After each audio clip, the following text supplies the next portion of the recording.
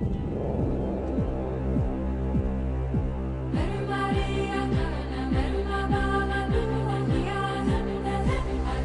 are many words that are commonly used today to describe political attitudes. We are told that there are conservatives and liberals, there are libertarians and progressives, there are right-wingers and left-wingers, there are socialists, fascists, communists and Nazis, and in addition you have political party labels. You might feel that you belong to the Republican Party or the Democrat Party, and likewise in other nations you have a Labour Party and a Conservative Party, and yet not one person in 1,000 can clearly define the ideology that any of these words represent.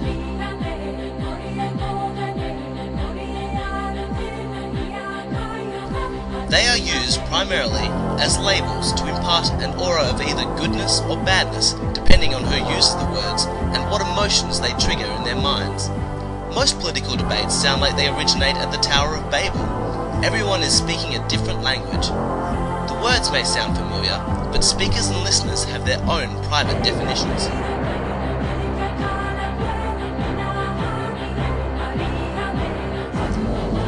If we are to make sense of the political agendas that dominate our planet today, we must not allow our thinking to become contaminated by the emotional load of the old vocabulary, because once the definitions are commonly understood, most of the disagreements come to an end. To the amazement of those who thought they were bitter ideological opponents, they often find they are actually in basic agreement.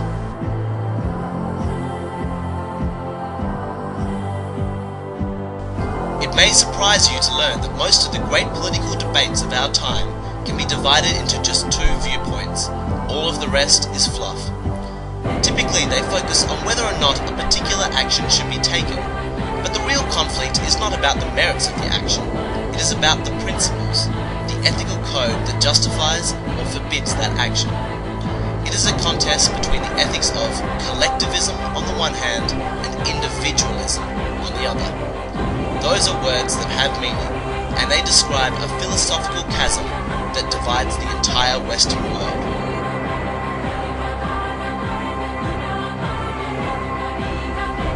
One thing that is common to both collectivists and individualists is that the vast majority of them are well-intentioned.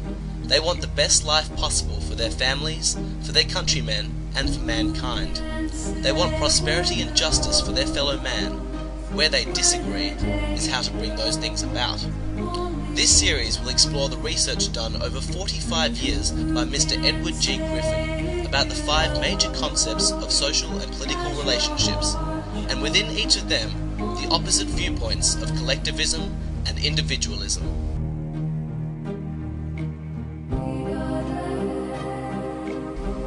The first of these concerns the origin and nature of human rights.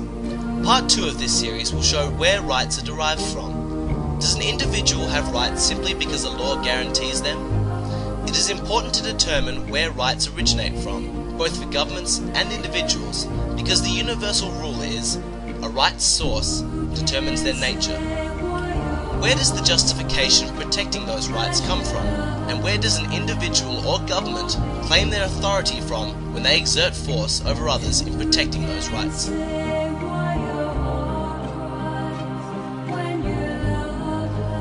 Part 3 will examine the concept of group supremacy. We will look at the difference between a republic and a democracy and study what it means to be a group. Does a group have groups' rights? Are those rights greater than the individual's rights? And where is this greater good mentality that dictates collectivist policy likely to lead us?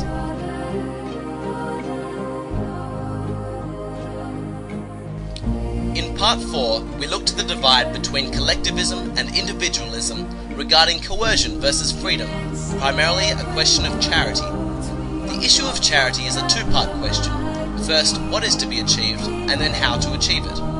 As mentioned earlier, both sides generally agree on the first part of the question, that charity is good and that we should help less fortunate individuals. However, they disagree on how they should be helped. Collectivists favour a Robin Hood syndrome, using government and taxes to redistribute wealth, and paint individualists as selfish for objecting to this. Individualists, on the other hand, advocate voluntary actions, and feel that such use of force undermines the truth of the term charity.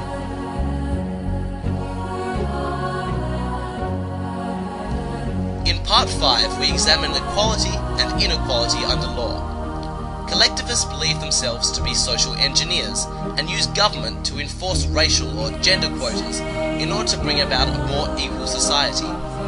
Individualists disagree and state that while we are all unequal, we all deserve the same equality under the law, and to favour one race or class above another is both unequal and it further divides society.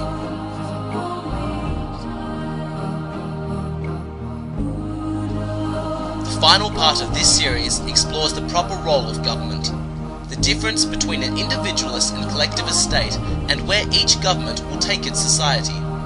By the end of this series, you will be aware of how each new collectivist law, further regulating society, undermines individual freedom and liberty, and begins the inevitable slope towards totalitarianism.